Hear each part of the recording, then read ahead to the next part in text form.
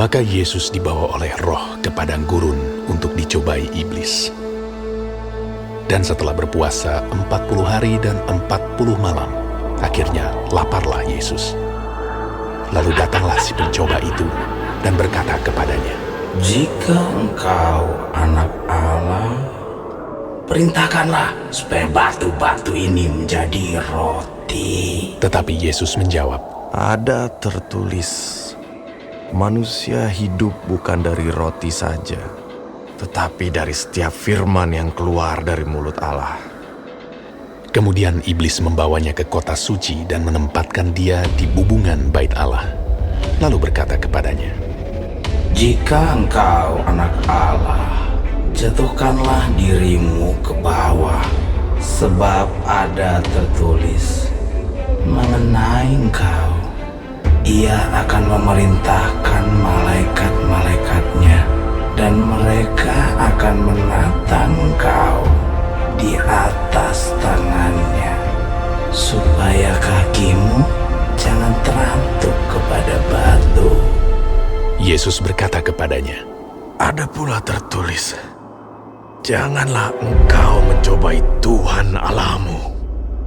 dan iblis membawanya pula ke atas gunung yang sangat tinggi dan memperlihatkan kepadanya semua kerajaan dunia dengan kemegahannya, dan berkata kepadanya, "Semua itu akan kuberikan kepadamu jika engkau sujud menyembah Aku."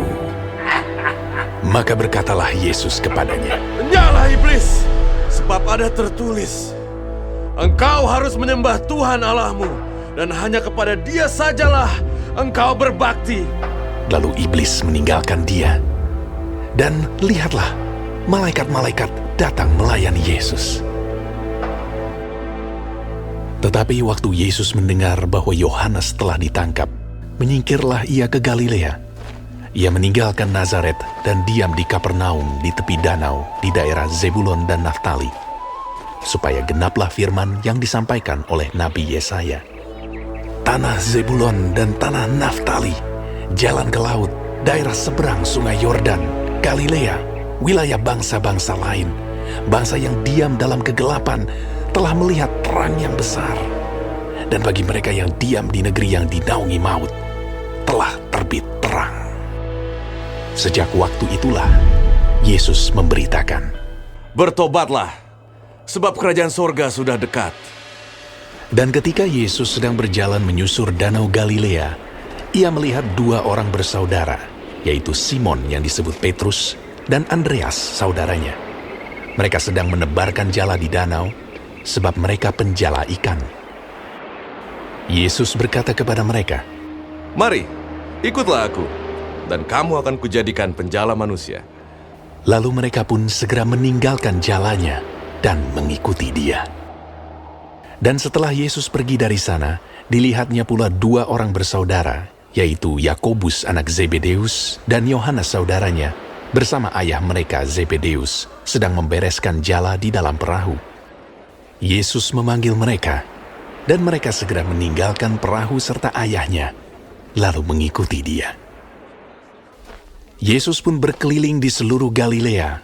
Ia mengajar dalam rumah-rumah ibadat dan memberitakan Injil Kerajaan Allah, serta melenyapkan segala penyakit dan kelemahan di antara bangsa itu. Maka tersiarlah berita tentang dia di seluruh Syria, dan dibawalah kepadanya semua orang yang buruk keadaannya, yang menderita pelbagai penyakit dan sengsara, yang kerasukan, yang sakit ayan, dan yang lumpuh. Lalu Yesus menyembuhkan mereka. Maka orang banyak berbondong-bondong mengikuti dia. Mereka datang dari Galilea dan dari Dekapolis, dari Yerusalem dan dari Yudea dan dari seberang Yordan,